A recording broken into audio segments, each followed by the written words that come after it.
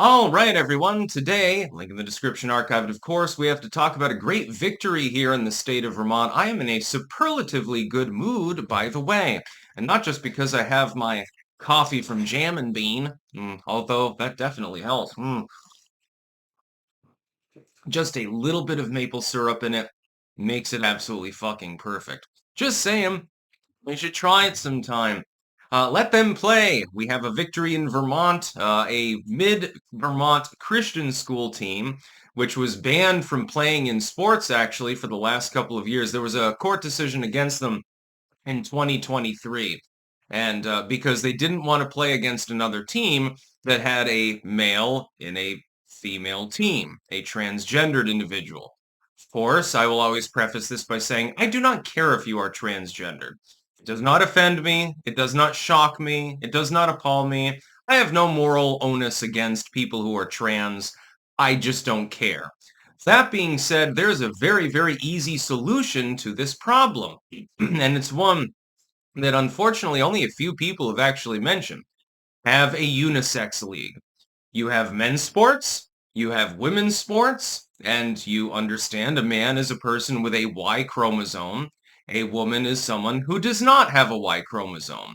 This is a biological reality. 100% of the population is accounted for based on this very, very simple concept. That is gender. That is sex. Well, sex is a little bit different because then you also have hermaphrodites and stuff, but generally speaking, for 99.999% of people, that dichotomy is in existence. Then you have a unisex league. Anyone can join. Male, female, doesn't matter. You just have a unisex league. It's really as simple as that. It's a very, very simplistic, rudimentary solution to what has become a very complex social issue, but doesn't need to be.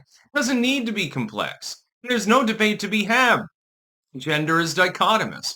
But if you want to go into the unisex league for, whatever sport it happens to be, go ahead. You can also create your own leagues. You do realize that you're capable of creating your own like syndicalized groups as well and doing sports on your own. The same is true of like bathrooms. There are men's rooms, there are women's rooms. In some places, you also have unisex bathrooms. That's fine. If you want to use that bathroom, go ahead. Nobody cares. There's nothing wrong with that. If you are questioning your identity or something like that, you want to use the unisex room, that's perfectly fair. I mean, there's nothing wrong with that. Hell, because the unisex room probably has fewer people in it, I'd probably use it too, simply because I wouldn't have to wait in line for the goddamn shitter. So, everyone benefits. Just let them play. For several years, this school had its team banned from playing in competitive sports for the sin, unintended by the way, of not wanting to go up against a team that was stacked with a person who was on, you know, testosterone, basically. That's effectively what it is. You take some, and by the way, this works in both ways. Men tend to be more physically strong than women. People with a Y chromosome tend to build muscle mass more easily and to a greater level. They also tend to have more dexterity. They should not be playing in women's sports leagues. Women tend to be more agile. They tend to be more flexible, which is a good thing, by the way. So in things like gymnastics and stuff like that, women are going to tend to outclass men. So they should not be playing in men's leagues. Now, it depends on the sport. It depends on what it requires. If you're talking about agility and stamina and stuff, women are going to tend to outperform men, generally speaking. If it's about sheer strength or dexterity or something like that, men are going to tend to outperform women. So it's not fair. It's not fair to anyone on any of these teams to have people that are included. Like, imagine that some dude, says, well, I feel like a woman today, puts on a skirt and starts taking estrogen, and they're like 6 foot fucking 10, and they enter the women's basketball league.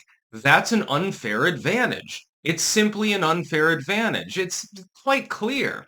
And women and men should be allowed to have their own spaces. It's just like with race or anything else. People should be able to have their own spaces to be among what they feel to be their own people, so to speak.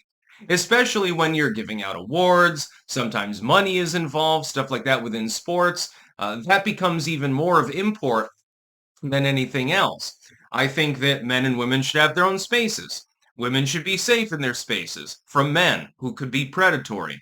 Men should have their own spaces where women can't come in and throw their tampons around because trust me, again, I would much rather be in the men's room than the women's room. Don't worry, you're never going to have to worry about me going into the women's locker room because I don't think I would like what I saw. Uh, just saying, I did clean bathrooms for a while when I was at UVM. There is a sheer difference. It is not pretty. Menstrual pads everywhere and piss on the floor and weird shit. And a lot of gossip graffiti, by the way. Men's graffiti. Ha ha ha, I fucked your mom. Woman's graffiti. Oh, Tiffany over there is such a slut. Here's her number.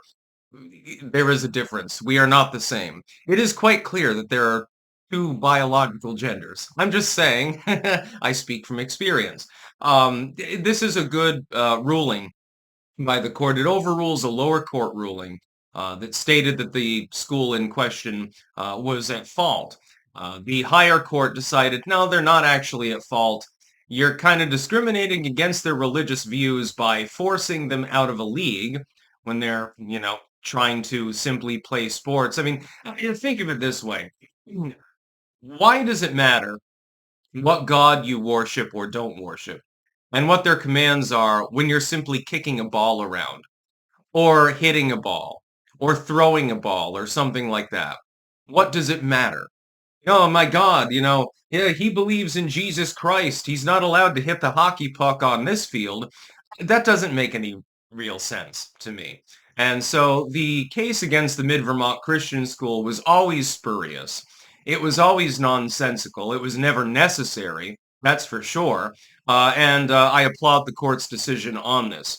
Again, I don't care if a person is trans or gay or anything like that. Anything under the LGBTQ plus MAP 123 ABC, it keeps getting longer umbrella. I am not offended by this. But gender is dichotomous. Men should have a men's league. Women should have a women's league. If you want to create a unisex league, that's fine. Go ahead and do that.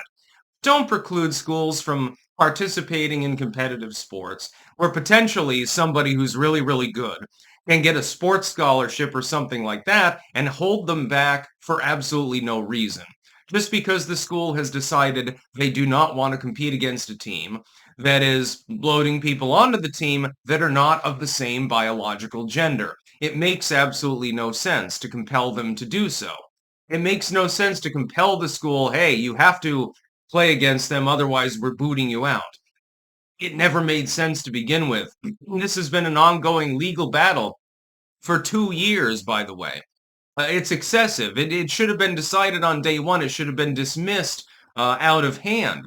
They should have said, look, it's a school. These are kids. They're kicking a ball. The school has the right to regulate who's on the team and who's not on the team and who they want to play with.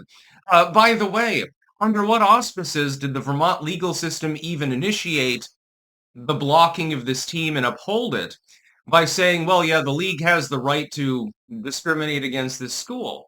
Doesn't really make a whole lot of sense to me. And I'm not even a Christian, not even a conservative.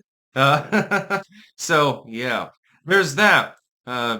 Pagan occultist agrees with the decision in favor of Christian school. Yeah, the court's really fucked up on the lower level on this one. That's about all. Peace out.